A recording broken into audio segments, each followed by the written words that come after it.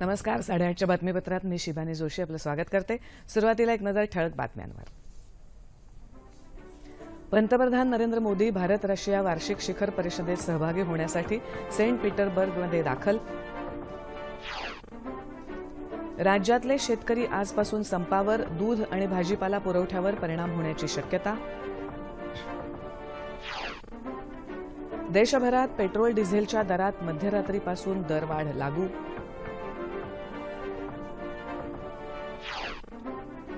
महामार्गाजवळ असलेल्या मद्यविक्री दुकानांवरील बंदी उठवायला मुंबई उच्च न्यायालयाचा नकार. आणि फ्रेंच खुल्या टेनिस स्पर्धेत भारताचा रोहन बोपण्णा आणि लिएंडर पेस पुरुष दुहेरीत आपापल्या जोडीदारासह पुढच्या फेरीत दाखल. नमस्कार आणि आता सविस्तर वृत्त. 18व्या भारत रशिया वार्षिक संमेलनात सहभागी होण्यासाठी पंतप्रधान नरेंद्र मोदी सेंट पीटर्सबर्गमध्ये दाखल झाले आहेत. पंतप्रधान मोदी आणि रशियाचे राष्ट्राध्यक्ष व्लादिमीर पुतिन या परिषदेत सहभागी होणार आहेत. पंतप्रधान मोदी यांच्या रशिया दौऱ्यादरम्यान कुडनकुलम अणुऊर्जा प्रकल्पातील 5व्या आणि 6व्या अणुभट्टीबाबतच्या करारावर स्वाक्षऱ्या होण्याची अपेक्षा आहे.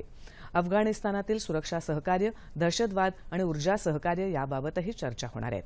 भारत आणि रशिया यांच्यातले संबंध अधिक दृढ होण्यासाठी हा दौरा महत्त्वपूर्ण असल्याचं पंतप्रधान मोदी यांनी ट्विटरद्वारे म्हटलं आहे. जम्मू काश्मीरमधल्या सोपोर इथे सुरक्षा दल आणि दहशतवाद्यांदरम्यान चकमक सुरू असून 2 दहशतवाद्यांना कंठस्नान घालण्यात आलंय. एका घरात दहशतवादी लपले असल्याची माहिती मिळाल्यानंतर सुरक्षा दलांनी या घराला वेढा घातला. दहशतवाद्यांनी सुरक्षा दलांवर केलेल्या गोळीबाराला दिलेल्या प्रत्युत्तरात 2 दहशतवादी ठार झाले. कर्जमाफीसह विविध मागण्यांसाठी राज्यातले शेतकरी काल मध्यरात्रीपासून संपावर गेलेत. सांगली जिल्ह्यात शेतकरी संपाला आक्रमक वळण लागलंय. मुंबईकडे दूध आणि भाजीपाला घेऊन चाललेल्या 5 वाहनांचे टायर फोडण्यात आले. कवठे महांकाळ मिरज मार्गावर काल रात्री दुधाचे 2 टँकर तसंच भाजीपाला घेऊन जाणाऱ्या 3 गाड्यांचे टायरही फोडण्यात आले. राज्यात इतर ठिकाणीही रास्ता रोको सुरू झाला असल्याचं समजतंय.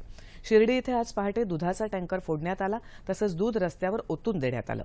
कोपरगाव इथे संतप्त आंदोलकांनी विकण्यासाठी नेत असलेला भाजीपाला रस्त्यावर फेकला तर श्रीरामपूर इथे केळी घेऊन जाणारा ट्रक अडवण्यात आला. सातारा जिल्ह्यात मुंबई पुण्याकडे जाणारा भाजीपाला आणि दूध पुरवठा रोखण्यात आलाय. दरम्यान या संपाबाबत काल मुख्यमंत्री देवेंद्र फडणवीस यांच्याबरोबर झालेल्या चर्चेत कुठलंही ठोस आश्वासन न मिळाल्यानं संप करण्याचा निर्णय कायम असल्याचं शेतकरी संघटनांनी स्पष्ट केलं होतं.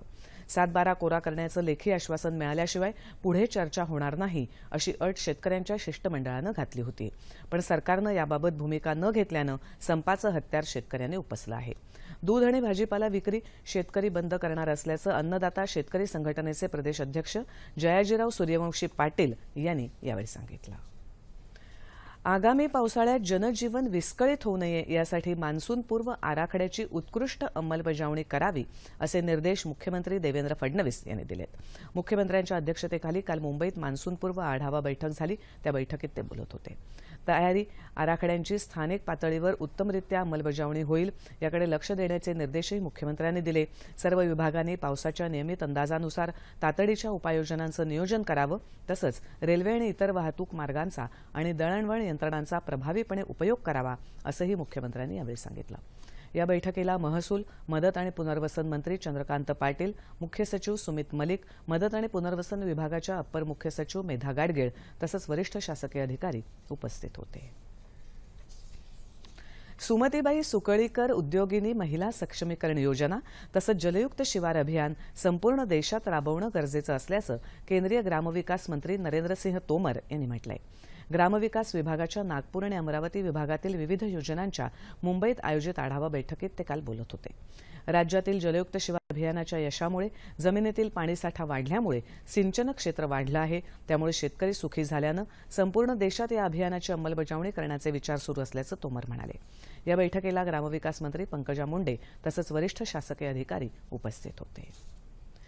पेट्रोल आणि डिझेलच्या दरात काल मध्यरात्रीपासून वाढ झाली आहे. पेट्रोलच्या भावात प्रति लिटर ₹1.23 आणि डिझेलच्या दरात प्रति लिटर 89 पैसे वाढ झाली आहे. आंतरराष्ट्रीय बाजारात पेट्रोल आणि डिझेलच्या दरात वाढ झाल्यानं ही दरवाढ करण्यात आली असल्याचं इंडियन ऑइल कॉर्पोरेशननं स्पष्ट केलं आहे. पेट्रोल डिझेलच्या दरवाढीत राज्यांच्या स्थानिक करांचा अथवा वॅटचा समावेश नसल्यानं प्रत्यक्षात ही दरवाढ अधिक होऊ शकते असं इंडियन ऑइलनं स्पष्ट केलं आहे. महामार्गाजवळची मद्यविक्री दुकानांना दिलासा द्यायला मुंबई उच्च न्यायालयानं काल नकार दिला. ही दुकानं बंद करण्याच्या आदेशाबाबत कोणतेही निर्देश द्यायला काल उच्च न्यायालयानं नकार दिला. बंदी आदेशाविरुद्ध मद्यविक्री दुकानदारांनी दाखल केलेल्या याचिकांवर येत्या 7 जूनला सुनावणी होईल, असं न्यायमूर्ती B.P. कुलाबावाला आणि न्यायमूर्ती A.M. बदर यांनी स्पष्ट केलं. आर्थिक वर्ष 2016-17 मध्ये शेती उत्पन्न चांगलं होऊनही विमुद्रीकरणानंतर देशाचा आर्थिक विकासदर मंदावून 7.1% आला आहे. आधारभूत वर्ष 2011-12च्याच तुलनेत मागच्या आर्थिक वर्षाचा विकासदर 8% होता. केंद्रीय सांख्यिकी कार्यालयानं काल ही आकडेवारी प्रसिद्ध केली आहे. यानुसार 2016-17च्या अखेरच्या म्हणजे विमुद्रीकरणानंतरच्या तिमाहीत देशाचं स्थूल राष्ट्रीय उत्पन्न 6.1% दरानं वाढलं, तर याच तिमाहीत शेतीचा वृद्धी दर 1.5% वरून 5.2% पोहोचला. दरम्यान आर्थिक वर्ष 2016-17 मध्ये वित्तीय तुटीचं प्रमाण एकूण राष्ट्रीय उत्पन्नाच्या 3.5% राखण्यात यश आल्याचं सरकारनं स्पष्ट केलं आहे. या काळात महसुली तुटीचं प्रमाण 2.2% असल्याची माहितीही महालेखा नियंत्रकांनी दिली आहे. आधार कार्डचा क्रमांक आता पॅन कार्डशी संलग्न करणं अधिक सुलभ झालंय. SMS आधारित सुविधेचा उपयोग करत करदात्यांना त्यांचा आधार क्रमांक कायमस्वरूपी खात्याशी तसंच पॅन कार्डशी संलग्न करण्यास प्राप्तिकर विभागानं सांगितलं आहे. करदाते 567678 आणि 56161 या क्रमांकावर SMS पाठवून आपलं आधार कार्ड पॅन कार्डशी जोडू शकतील. या महिन्याच्या सुरुवातीलाच माहिती आणि तंत्रज्ञान विभागानं आधार कार्ड पॅन कार्डशी संलग्न करण्याकरता एक ऑनलाईन सुविधाही सुरू केली आहे. सरकारनं प्राप्तिकर परताव्याकरता सुद्धा आधार कार्ड क्रमांक अनिवार्य केला असल्यामुळे पॅन कार्डशी आधार कार्ड जोडणं गरजेचं झालंय. यासाठी येत्या 1 जुलैपर्यंतची मुदत देण्यात आली आहे. पुण्यश्लोक अहिल्याबाई होळकर यांची 292वी जयंती अहमदनगर जिल्ह्यातल्या चोंडी इथे साजरी करण्यात आली. चोंडी इथे अहिल्याबाई होळकरांचं भव्य स्मारक व्हावं यासाठी केंद्र सरकारकडून भरीव सहकार्य दिलं जाईल, असं केंद्रीय कामगार आणि रोजगार राज्यमंत्री बंडारू दत्तात्रय यांनी यावेळी सांगितलं. उत्तर प्रदेशचे पशुसंवर्धन मंत्री SP बघेल, राज्याच्या महिला आणि बालकल्याण मंत्री पंकजा मुंडे, पालकमंत्री प्राध्यापक राम शिंदे, खासदार प्रीतम खाडे यावेळी उपस्थित होते.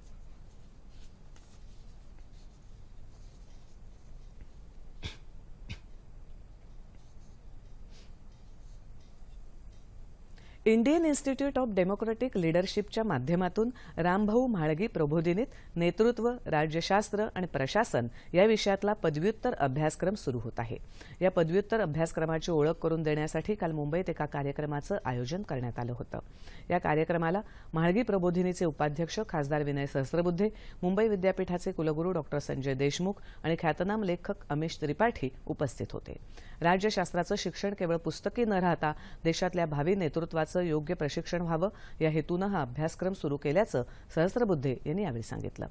जगातल्या सर्वात मोठ्या लोकशाही देशात नेतृत्व गुणांची जोपासना करण्यासाठी या अभ्यासक्रमाची मोलाची गरज होईल असा विश्वास डॉ. संजय देशमुख यांनी यावेळी व्यक्त केला. म्हाळगी प्रबोधिनीच्या उत्तन इथल्या संकुलात येत्या 1 ऑगस्टपासून हा अभ्यासक्रम सुरू होणार आहे. 9 महिन्यासाठीचा पूर्णवेळ आणि निवासी स्वरूपाचा हा अभ्यासक्रम असेल.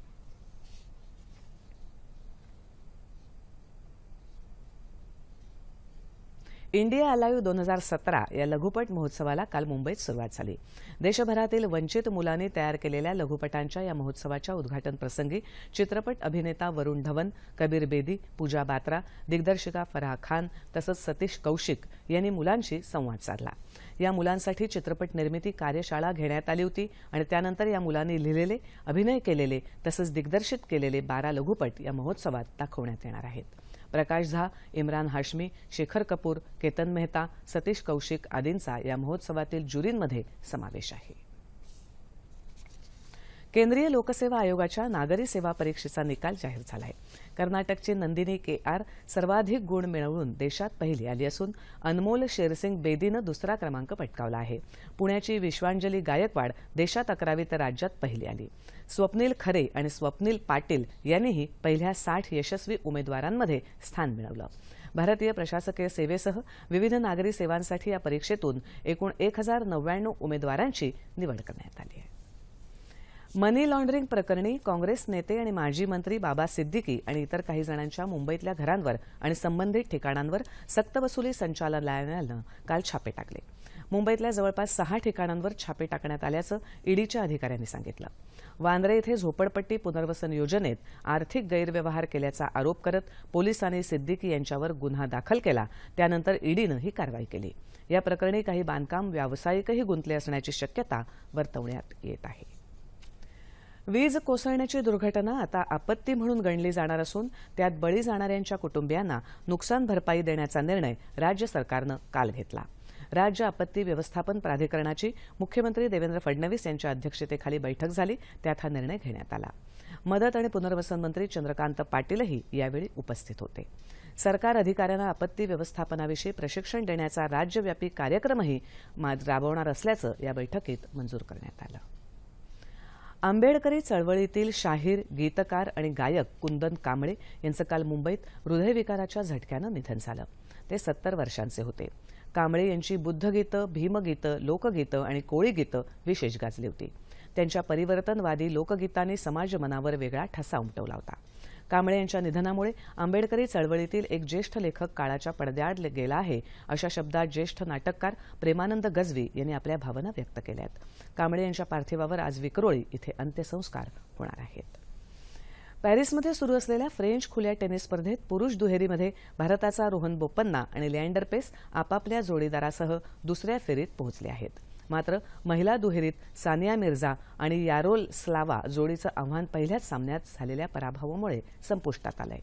दारिया गाव्रोलोवा आणि पावल्युचेन्कोवा जोडीनं सानिया वेदुआ जोडीचा 7-6, 1-6 आणि 6-2 अशा सेट्समध्ये पराभव केला.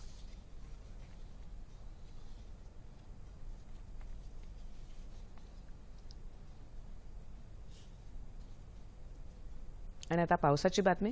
राज्यात अनेक ठिकाणी काल मान्सूनपूर्व पावसानं हजेरी लावली. कोयनानगर, पाचगणी, महाबळेश्वर इथे पाऊस अद्यापही सुरू आहे. सिंधुदुर्गात झालेल्या मुसळधार पावसामुळे अनेक ठिकाणी विद्युत पुरवठा खंडित झाला होता, तर अनेक ठिकाणची काल झाडांची पडझड झाली. रत्नागिरीत संततधार पावसामुळे बाव नदीवरील धरण पूर्ण भरलं असून नदीलाही काल पूर आला होता. राज्यात येत्या 24 तासात दक्षिण कोकणात तुरळक ठिकाणी मुसळधार पाऊस पडेल, तर विदर्भात तुरळक ठिकाणी सोसाट्याचा वारा आणि मेघगर्जनेसह पाऊस पडेल अशी शक्यता हवामान विभागानं वर्तवली आहे. मध्य महाराष्ट्र, मराठवाडा या भागातही तुरळक ठिकाणी पाऊस पडेल असंही हवामान विभागानं म्हटलं आहे. ठळक बातम्या पुन्हा एकदा. पंतप्रधान नरेंद्र मोदी भारत रशिया वार्षिक शिखर परिषदेत सहभागी होण्यासाठी सेंट पीटर्सबर्गमध्ये दाखल. राज्यातले शेतकरी आजपासून संपावर. दूध आणि भाजीपाला पुरवठ्यावर परिणाम होण्याची शक्यता. देशभरात पेट्रोल डिझेलच्या दरात मध्यरात्रीपासून दरवाढ लागू. महामार्गाजवळ असलेल्या मद्यविक्री दुकानांवरील बंदी उठवायला मुंबई उच्च न्यायालयाचा नकार. आणि फ्रेंच खुल्या टेनिस स्पर्धेत भारताचा रोहन बोपन्ना आणि लिएंडर पेस पुरुष दुहेरीत आपापल्या जोडीदारासह पुढच्या फेरीत दाखल. याबरोबरच हे बातमीपत्र संपलं. पुन्हा भेटूया 11:30 वाजता आपल्या पुढच्या बातमीपत्रात. तोपर्यंत नमस्कार.